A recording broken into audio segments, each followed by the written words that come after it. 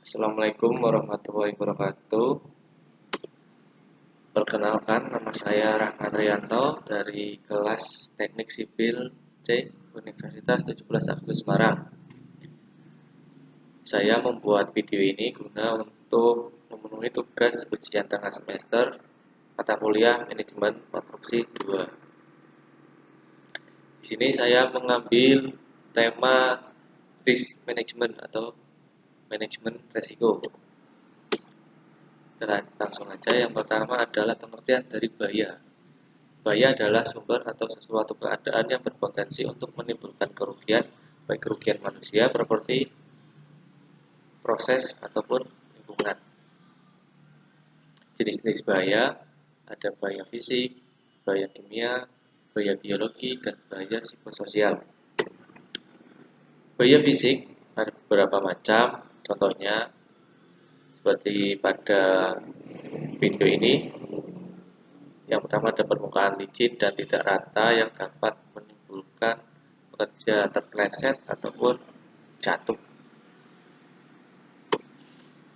Terus ada bahaya kimia. Bahaya kimia macam-macamnya, contohnya ada menghirup uap, gas, atau partikel bahan kimia berbahaya, terus kontak dengan bahan kimia berbahaya, tertelan bahan kimia berbahaya, atau bahan kimia eksplosif, flammable, korosif, dan toksik.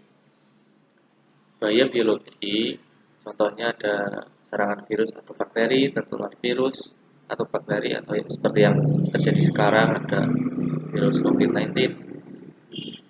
Ada juga sengatan binatang, seperti sengatan yang digambarkan, sengatan lebah atau gigitan binatang bisa. Selanjutnya ada bahaya psikososial. Contoh macam-macamnya ada, yang pertama beban kerja yang berlebihan, mungkin ya over mungkin indikasi dalam tugasnya. Yang kedua ada komunikasi yang kurang, kekerasan fisik di tempat kerja, pelecehan dan intimidasi, jam kerja yang tidak sesuai salary. Ya, di sini langsung ke pengertian dari manajemen risiko. Manajemen risiko adalah penerapan secara sistematis dari kebijakan manajemen prosedur dan aktivitas dalam kegiatan identifikasi bahaya, penilaian risiko, penanganan, pemantauan risiko, serta peninjauan risiko. Di sini ada alurnya, alur manajemen risiko atau HIRAT. HIRAT yang pertama persiapan, identifikasi bahaya, ada penilaian risiko, yang terakhir pengendalian risiko. Lanjut ke dari sini identifikasi bahaya.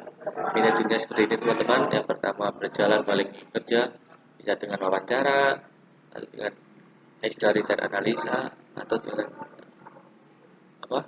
melihat data kecelakaan atau penyakit akibat pekerjaan tersebut. Jadi sini ada hal-hal yang harus diperhatikan dalam identifikasi bahaya. Yang pertama, bagaimana cedera dapat terjadi, terus apa yang akan terjadi jika saya lakukan, ketiga seberapa parah akibat yang terjadi.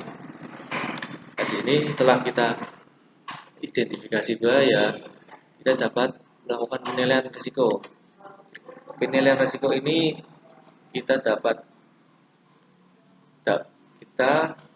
mendapatkan dengan cara menghitung tingkat risiko. Tingkat risiko dapat dihitung dengan cara peluang dikali dengan akibat.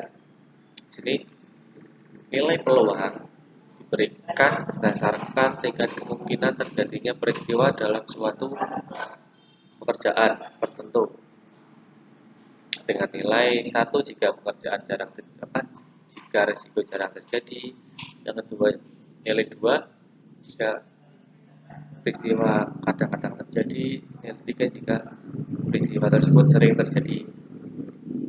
Akibat nilai akibat diberikan berdasarkan tingkat keparahan yang mungkin terjadi dalam suatu pekerjaan tertentu, yaitu yang pertama nilai 1 jika efeknya luka ringan, nilai 2 jika luka sedang, nilai 3 jika luka berat atau bahkan kematian.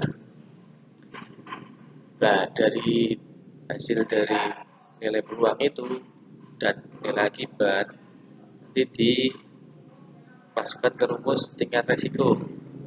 Dan jika hasil dari perkalian itu nilainya 9, maka termasuk kategori risiko tinggi seperti pada matriks penilaian risiko ini. Nah, ini ada contoh analisis penilaian risiko. Di sini ada contoh pekerjaan pembuatan rencana perancang. Di sini saya kategorikan nilainya 2 atau kadang-kadang peristiwa terjadi. Terus akibatnya ini termasuk nilai bisa menimbulkan luka berat atau bahkan kematian. Saya beri nilai 3. Dan tingkat resiko saya hasilkan nilainya 6. Berarti termasuk kategori tinggi. Itu cara untuk penilaian resiko. Nah, dari hasil penilaian resiko nanti dimasukkan ke tabel seperti ini, teman-teman. Masukkan tabel, ada pekerjaan, identifikasi bahaya, sampai kategori resiko. Lanjut. Nah, prinsip pengendalian resiko. Ada menghindari resiko, pengalihan resiko, mengurangi resiko, dan yang terakhir mengurangi kemungkinan. Hierarki pengendalian risiko. Yang pertama, caranya dengan eliminasi, dengan cara substitusi, rekayasa teknik, administratif, dan APD. Kita masuk ke yang pertama dengan pengendalian risiko dengan cara eliminasi. Eliminasi itu dengan cara menghilangkan sumber bahaya di tempat kerja. Tapi aplikasinya itu susah, teman-teman, karena bisa mengganggu pelaksanaan dalam pekerjaan tersebut dan bahkan merusak schedule pekerjaan. Yang kedua dengan cara substitusi. Substitusi itu yang lebih sering digunakan jika ada caranya. Cara substitusi itu dengan cara mengganti dengan bahan atau proses yang lebih aman. Jadi pekerjaan akan lebih aman jika dengan cara substitusi. Sebagai contoh, yang pertama mengganti bahan serbuk dengan pasta.